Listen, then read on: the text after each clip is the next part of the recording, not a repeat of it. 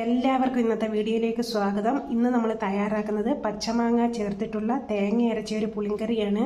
ഇതിനാവശ്യമായിട്ടുള്ള ചേരുവ ഒരു വലിയ മാങ്ങയുടെ ഒരു 1/4 ഭാഗം, ഒരു വലിയൊരു പൂള് നമ്മൾ എടുത്തിട്ട് അതിനെ ഇങ്ങനെ ചതുര കഷ്ണങ്ങളാക്കി എടുത്തിട്ടുണ്ട്.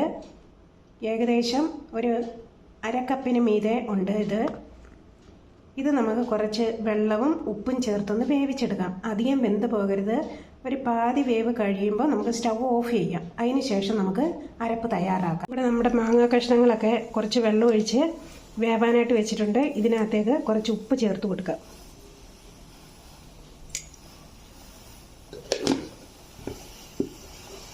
ഒന്ന് ഇളക്കിയതിന് ശേഷം 5 മിനിറ്റ് അടച്ചു വെച്ചൊന്ന് വേവിക്കാം.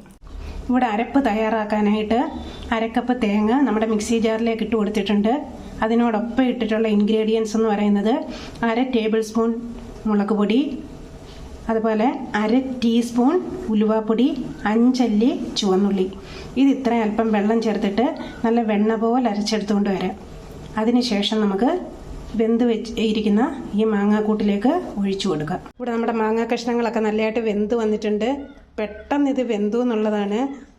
ഒരു 3 മിനിറ്റേ എടുത്തിട്ടുള്ളൂ. പെട്ടെന്ന് ഇത് വെന്ത് കിട്ടി.